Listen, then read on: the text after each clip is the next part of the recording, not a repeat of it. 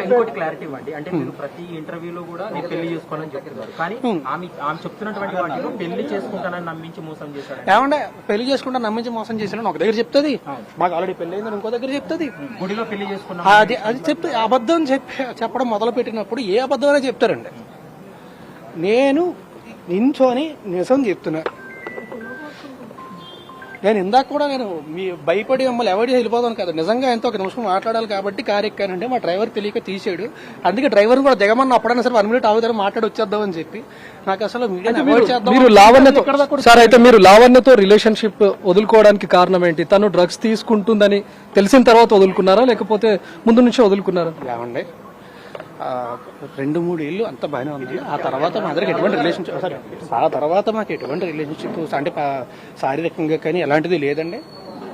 and ఆవిడ వేరే అతనితో రిలేషన్షిప్ లో ఉండి నేను